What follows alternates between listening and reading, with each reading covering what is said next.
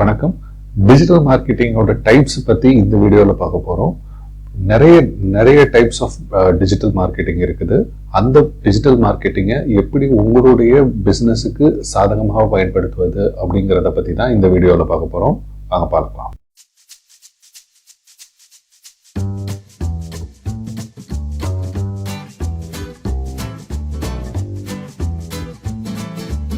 வணக்கம், நான் உங்கள் Manivannan, Tamil digital marketer.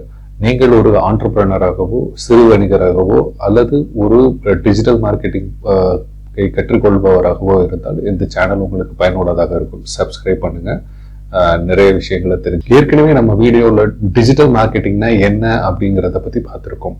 Art of getting customers, அது ஆர்ட்னு சொல்லலாம், சயின்ஸ்னு சொல்லலாம். Art and science of getting customers online அப்படிங்கிறது தான். உங்க ஒரு கஸ்டமரை எப்படி ஒரு ஆன்லைன் மூலமாக வாங்க வைப்பது அப்படிங்கிறத தான் டிஜிட்டல் மார்க்கெட்டிங் அப்படின்ற ஒரு டேர்ம்ல சொன்னோம். எதெல்லாம் டிஜிட்டல் மார்க்கெட்டிங் அப்படிங்கிறத விளக்குறதுக்கான வீடியோ தான் இந்த வீடியோ.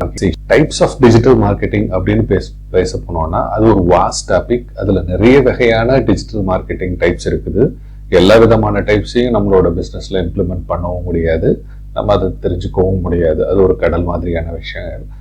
அதனால முக்கியமான ஒரு 5 டிஜிட்டல் மார்க்கெட்டிங் டைப்ஸை பத்தி உங்களுக்கு இந்த வீடியோவில் எக்ஸ்பிளைன் பண்றேன். அது என்னென்ன அப்படின்னாக்க, 1 content marketing, 2 social media marketing, 3 search engine optimisation, 4 search engine marketing, 5 email marketing. இந்த ஒவ்வொரு விஷயங்களை பத்தியும் டீட்டெயிலாக நான் சொல்றேன். அது எப்படி உங்களுடைய பிசினஸுக்கு நீங்க பயன்படுத்துறதுங்கிறது. Content marketing. கண்டென்ட் மார்க்கெட்டிங் அப்படின்றது நீங்க உங்கள் தொழில் சார்ந்த ஒரு விஷயத்த நீங்க எழுதலாம், இல்ல வீடியோவா கிரியேட் பண்ணலாம். ரைட்டிங்காகவும் இருக்கலாம், அல்லது அது வீடியோ கண்டென்ட்டாகவும் இருக்கலாம்.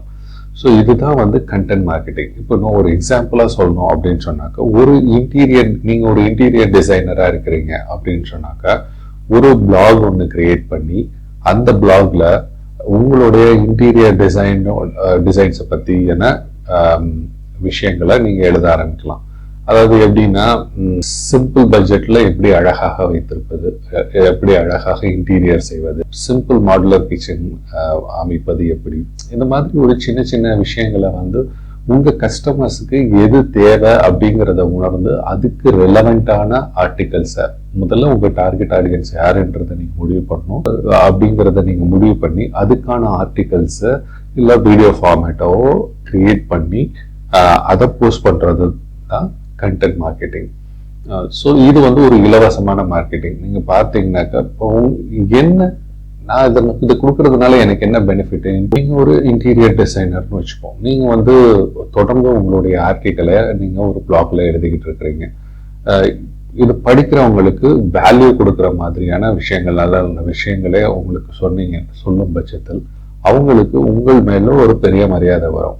நாளைக்கே ஒரு இன்டீரியர் டிசைனிங் அவங்களுக்கு ஒரு தேவை ஏற்படும் பொழுது அவங்களுக்கு முதல்ல ஞாபகத்துக்கு வரவர் நீங்களா தான் இருப்பீங்க. ஸோ இது ஒரு இன்டைரக்ட் வே ஆஃப் உங்களுக்கு getting new customers to your business. So இது ஒரு ஃப்ரீ மார்க்கெட்டிங். ஸோ ஆர்கானிக் வேல உங்களுக்கு இது கிடைக்கும். பட் என்ன நீங்க தெரிஞ்சுக்கணும் அப்படின்னாக்க, ஒரு கண்டென்ட் கிரியேட் பண்ணும் பொழுது உங்களுடைய கஸ்டமர்களுக்கு வேல்யூ கொடுக்குற மாதிரியான கண்டென்ட் எடுக்கணும், ரிலவெண்டான கண்டென்ட் எடுக்கணும், அவங்களுக்கு தேவையான கண்டென்ட்டை மட்டும்தான் எடுக்கணும். ஸோ இப்போ இன்டீரியரை பற்றி நீங்கள் கண்டென்ட் எடுத்துகிட்டு இருக்கும் பொழுது திடீர்னு நீங்கள் ஒரு சினிமா பற்றியோ இதை பற்றியோ பேசக்கூடாது. பேசலாம், பட் அது இது கூட இணைப்பது போல ஏதாவது ஒரு விஷயம் இருந்தால் பேசலாமே தவிர சம்மந்தம் இல்லாத டாபிக்ல போய் ஜம்ப் பண்ணி இது பண்ணுறது இதாக இருக்காது. அதே மாதிரி கன்சிஸ்டண்ட்டாக நீங்கள் கண்டென்ட் கொடுக்கணும். ஒருத்தர் ஒரு இன்டீரியர் ஆஸ்பிரண்ட், என் வீட்டுக்கு இன்டீரியர் பண்ணணும்னு நான் ஆசைப்படுறேன், இப்போதைக்கு எனக்கு பண்ண இது இல்லை, ஆனால் எனக்கு நல்லா பண்ணணும்னு ஆசை இருக்கு. அப்போ நான் என்ன பண்ணுவேன், நான் அடிக்கடி பிளாக்ல இந்த மாதிரி இன்டீரியர் டிசைனர்ஸோட இதை போய் படிச்சு எப்படிலாம் நம்ம வீட்டை பண்ணலாம் அப்படின்ற ஒரு கனவு கோட்டையில் நான் அதுதான் இருப்பேன். அப்போ அதை கேபிட்டலைஸ் பண்ணி உங்களுடைய பிளாகோ இல்லை வீடியோ கண்டென்ட்டையோ அவங்க ரெகுலராக பார்க்குற மாதிரி இருப்பேன்னா நாளைக்கு அவங்க உங்களுடைய கஸ்டமராக வருவதற்கான வாய்ப்புகள் அதிகம் இருக்கு. இதுதான் கண்டென்ட். அடுத்தது social media marketing. Social media marketing அப்படின்றது, சோஷியல் மீடியா அப்படின்னா ஒரு நிறைய சமூக ஊடகங்கள். இவங்க யாராரு? ஃபேஸ்புக், இன்ஸ்டாகிராம், பின்ட்ரெஸ்ட், லிங்க்டின், இந்த மாதிரி நிறைய சமூக பிசினஸுக்கான தனியான ஒரு பேஜை கிரியேட் பண்ணிக்க முடியும், தனியான ஒரு ஆன்லைன் பிரசன்ஸை கிரியேட் பண்ணிக்க முடியும். அதன் மூலமாக உங்களுடைய எக்ஸிஸ்டிங் கஸ்டமர்ஸோட நீங்க இன்டராக்ட் பண்ண முடியும். உங்களுக்கு புதிதாக ஒரு கஸ்டமர்ஸ் பேஸ் கிரியேட் பண்றதுக்கான ஒரு வழித்தளத்தை ஏற்படுத்திக்க முடியும். பேசிக்கா இந்த சோஷியல் மீடியா மார்க்கெட்டிங் ஆர்கானிக் வேலை எப்படி பயன்படுது அப்படின்னாக்க, உங்களுடைய மிஷன் என்ன, உங்களுடைய கல்ச்சர் என்ன, உங்களுடைய பிஸ்னஸோட வேல்யூஸ் என்ன அப்படிங்கிறதெல்லாம் கொண்டு போய் சேர்க்கறதுக்கான வேலையை இந்த சோஷியல் மீடியா மேனேஜ்மெண்ட் வந்து பண்ணுது.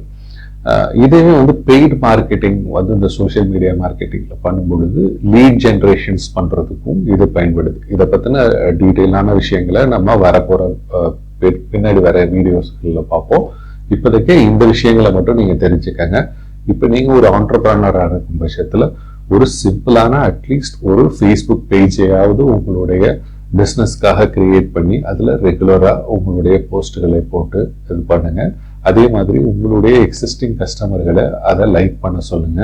அவங்ககிட்ட இந்த ரெகுலரான போஸ்டுகள் போய் சேர்றதுக்கான அதை வழிவகும். சர்ச் இன்ஜின் ஆப்டிமைசேஷன் அப்படின்றது, நீங்க ஒரு கண்டென்ட் எழுதுறோம். ஃபர்ஸ்ட் வந்து கண்டென்ட் மார்க்கெட்டிங்னு ஒன்று ஒரு கஸ்டமருக்கு தேவைப்படுதுன்னா அவன் முதல்ல என்ன பண்ணுவான்? கூகுள்ல போய் சர்ச் பண்ணுவான். இந்த மாதிரி ஏதாவது ஒரு கீவேர்ட்ஸை போட்டு சர்ச் பண்ணுவான்.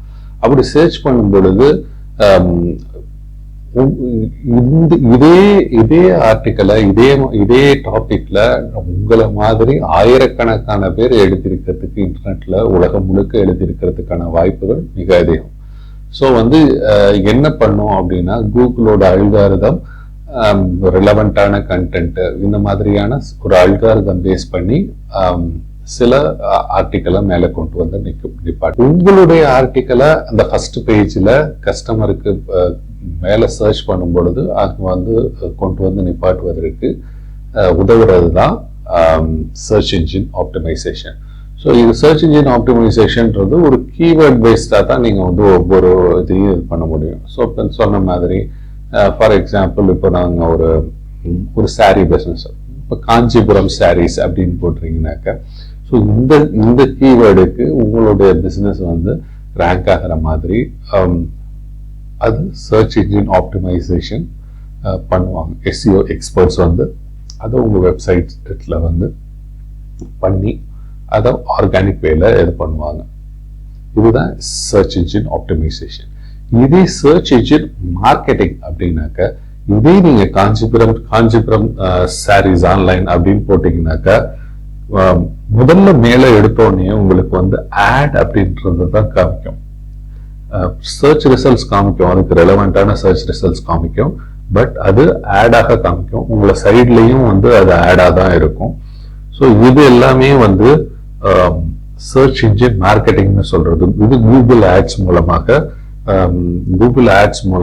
இதுதான் வந்து சர்ச் இன்ஜின் மார்க்கெட்டிங் அப்படின்னு சொல்றோம். இரண்டாவதாக என்னன்னா இமெயில் மார்க்கெட்டிங் அப்படின்றது வந்து உங்களுடைய கஸ்டமர்களுக்கு ரெகுலராக ஒரு இமெயில் சென்ட் பண்ணி அவங்கக்கிட்ட ஒரு ரிலேஷன்ஷிப் கிரியேட் பண்ணிக்கிறது.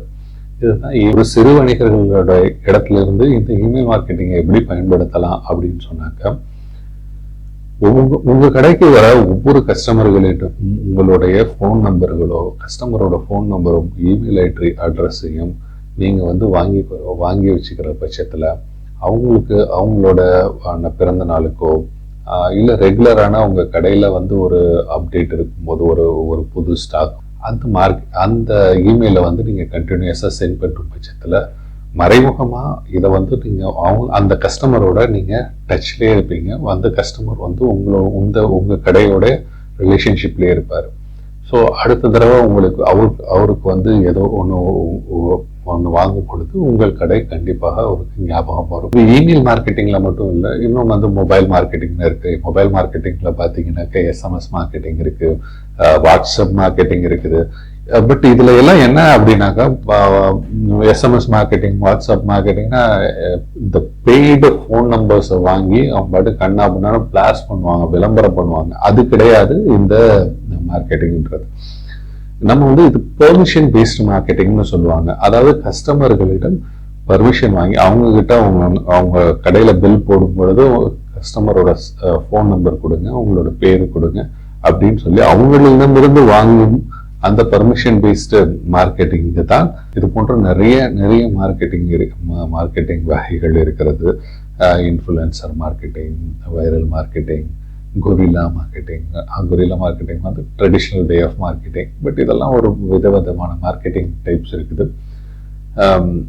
இந்த ஐந்து விஷயங்களை உங்களுடைய பிஸ்னஸ்ல எல்லாத்தையும் பண்ணலைன்னா கூட இந்த 5 பண்ணிக்க நான் பேசின 5 மார்க்கெட்டிங்கோட சின்ன விஷயங்களை உங்களுடைய பிஸ்னஸ்ல இம்ப்ளிமெண்ட் பண்ணாலே உங்கள் பிஸ்னஸை பெரிய லெவல்ல சக்சஸ் பண்ண முடியும். அடுத்த வீடியோவில் சந்திப்போம். நன்றி.